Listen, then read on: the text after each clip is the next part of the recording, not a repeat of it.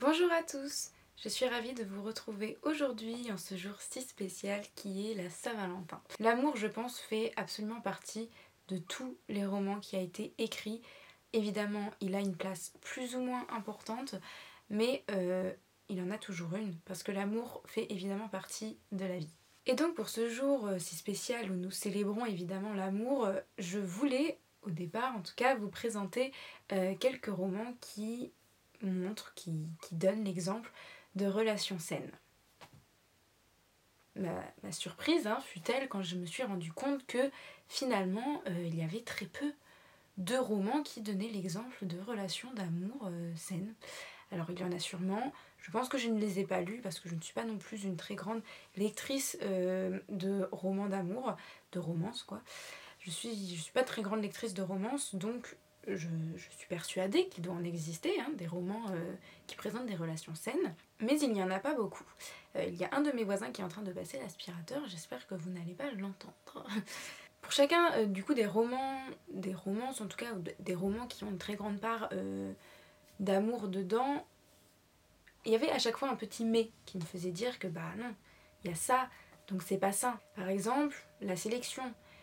Si on résume très rapidement, la sélection c'est 35 femmes pour un homme. Bon, à partir de là, déjà, ça c'est pas sain du tout.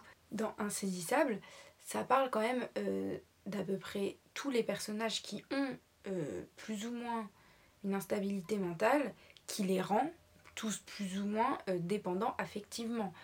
Mais une grosse dépendance quand même, surtout par rapport aux personnages principaux. Ils font fort dans la dépendance affective.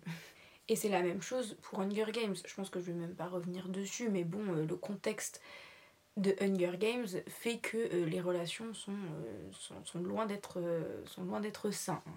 Donc après, il y a quand même plusieurs niveaux de toxicité dans les relations. Il y a les relations saines, les relations malsaines, et il y a les relations toxiques. C'est vrai que là, on n'en est pas à ce point-là, on n'est pas au point des relations toxiques. Il n'empêche que tous les livres dont je viens de parler, ce sont des livres que j'ai lus pendant mon adolescence. Ce sont des livres qui m'ont permis quand même de me construire, au moment presque le plus important quand même de ma construction. Est-ce que c'est clair? En fait, le problème, c'est que ce sont donc des livres young adultes pour la plupart, et ce sont des livres donc que l'on lit quand nous sommes adolescents, et ce sont donc dans ces livres-là que l'on va retrouver des exemples à suivre. Dans ces cas-là, ce sont de mauvais exemples. On ne peut pas dire ça autrement. J'ai donc grandi en pensant que ces histoires d'amour étaient le summum de l'amour.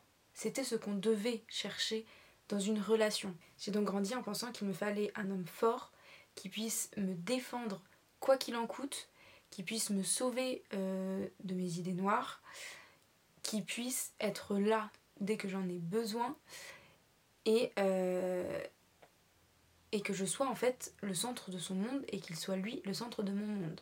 Je vous assure que si vous pensez comme ça d'une relation, vous pouvez être à peu près sûr de tomber dans une relation malsaine dans laquelle vous allez être dépendant affectivement de l'autre personne. Vous ne pouvez pas vous reposer à 100% sur une personne, sur une seule personne. Ça fait du bien évidemment de ne pas être seul avec ses problèmes. Ça, je vous l'accorde complètement. On ne peut pas être seul avec ses problèmes, on a toujours besoin d'aide. Je vous l'accorde. Donc je vous l'accorde, on a tous besoin de se sentir soutenu, de se sentir aimé, de ne pas être seul quand il y a de gros problèmes évidemment. On ne peut pas tout gérer. On a besoin d'être entouré, on a besoin d'être accompagné. Là où ça devient malsain, c'est quand on pense que toutes ces choses sont réunies dans une seule personne. Que ce n'est qu'une seule personne qui va pouvoir vous aider, vous accompagner, vous soutenir, qui va pouvoir être là pour vous dans toutes les circonstances. Ça, c'est malsain. Parce que ça veut dire que vous reposez presque toute votre vie sur une seule personne. Et ça, c'est pas possible. Vous ne pouvez pas penser comme ça. Toute cette affection, donc, elle doit se partager avec d'autres personnes. Des membres de votre famille, des amis. Et ça va s'arrêter là, je pense. On n'a pas besoin non plus du monde entier. Votre partenaire, donc, ne va constituer qu'un bonus à tout cet équilibre affectif que vous avez déjà constitué grâce aux personnes qui vous entourent. Le partenaire, il arrive une fois que tout ça est déjà en place. J'en suis donc venue à la conclusion que les relations amoureuses dans les romans ne sont pas des relations à prendre en exemple, comme moi j'ai pu le faire donc dans mon adolescence, ce qui a quand même été une erreur, parce que c'est vrai que ma dernière relation, je l'ai commencée en étant dépendante affectivement, et je pense que ça a duré toute ma relation de toute façon. Actuellement je suis célibataire, donc c'est pour ça que maintenant j'ai un avis extérieur aux histoires d'amour, peut-être un peu plus objectif. Je sais que quand on est dans une histoire d'amour, on ne voit plus du tout les choses de la même façon. C'est beaucoup plus dur de s'en extraire et d'essayer de voir les choses avec du recul. C'est vraiment très très très compliqué et ça je vous l'accorde, c'est bien plus facile à dire qu'à faire. Mais il faut vraiment garder en tête que avant de rentrer dans une relation, il faut s'apprendre à s'aimer soi-même. Et vraiment, il n'y a rien de plus important que ça. Il faut d'abord être sain pour soi-même avant d'essayer de devenir sain pour quelqu'un d'autre. Il faut que vous appreniez à vous aimer, il faut que vous appreniez à vous aider vous-même, à vous comprendre complètement. Ce n'est pas quelqu'un d'autre qui le fera pour vous. C'est vous qui devez vous comprendre à 100%. Vous devez vous aimer vous-même. Donc faites-vous confiance et aimez-vous. Donc maintenant que j'ai dit tout ce blabla sur les romans et tout, je vais quand même vous présenter 3 sagas dans lesquelles je trouve que les relations sont quand même plutôt saines et qui permet voilà d'au moins parler de livres quoi, parce que là j'ai parlé de livres mais sans trop parler de livres. Évidemment tout ce que j'ai dit c'est un débat et c'est un débat qui ne finira jamais autour des relations etc. C'est très compliqué des relations d'amour parce que vous donnez tout votre cœur dedans. Donc évidemment tout devient très très très compliqué et puis le contexte de la rencontre aussi fait que parfois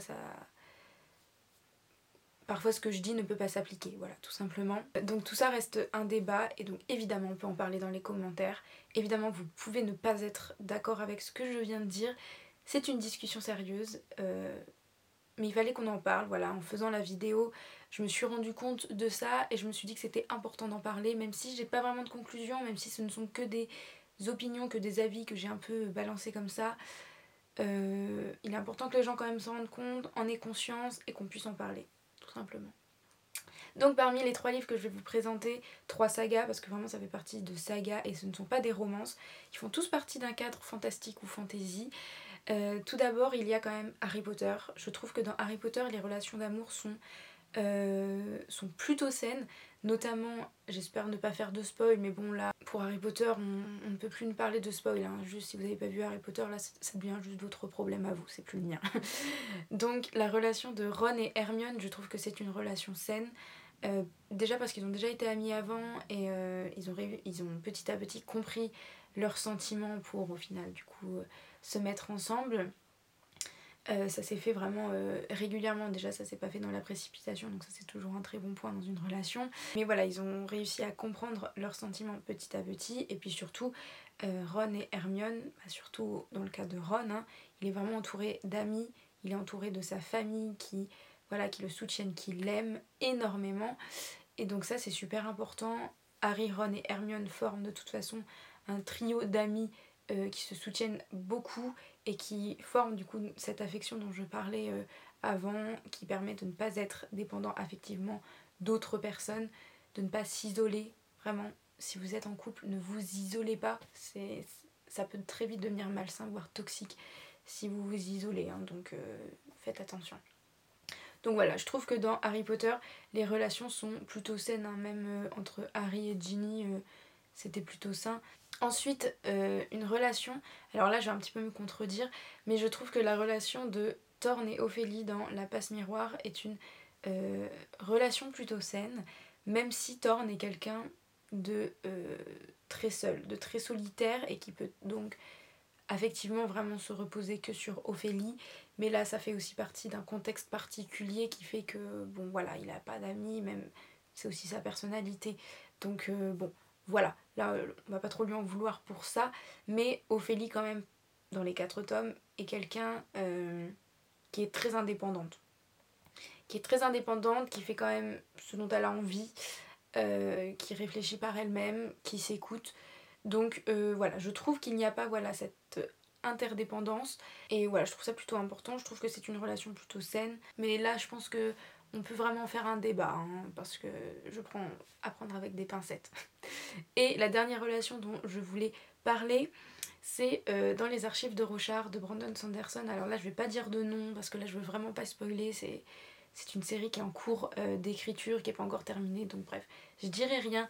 Mais il y a 2 couples dans les archives de Rochard qui, je trouve, représentent des relations saines parce que, alors dans un couple qui est un couple assez jeune, l'un comme l'autre, surtout pour le personnage féminin, c'est quelqu'un de très très très indépendant et vraiment elle fait ce qu'elle veut, elle le fait comme elle l'entend et elle ne va pas à tout prix chercher l'approbation du partenaire et vice versa, hein, de toute façon. Ils se connaissent parfaitement, on va dire. Là aussi à prendre avec des pincettes, surtout pour le personnage féminin. Mais ils se connaissent eux-mêmes parfaitement, ils ont confiance en eux-mêmes et ils savent s'aimer avant tout. Évidemment, quand on rentre dans une relation, il y a quand même une certaine dépendance qui s'installe, c'est normal, mais là, c'est rien du tout de...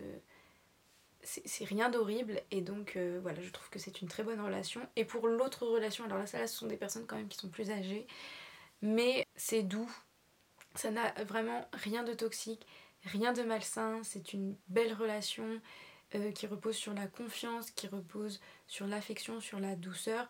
Mais voilà, ce sont des personnes âgées, ils ont déjà appris à vivre avec eux-mêmes de toute façon, ils ont déjà appris à se construire, et donc voilà, ils en sont arrivés à un stade où l'autre est du coup un bonus dans leur vie, certes un bonus qu'ils prennent à bras ouverts, hein, mais voilà, c'est un très bon bonus.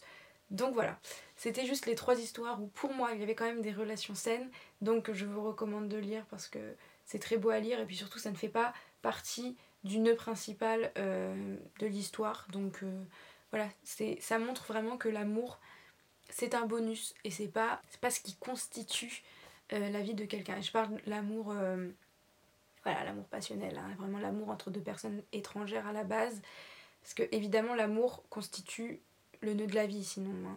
L'amour familial, l'amour entre amis, l'amour c'est ce qui nous fait vivre.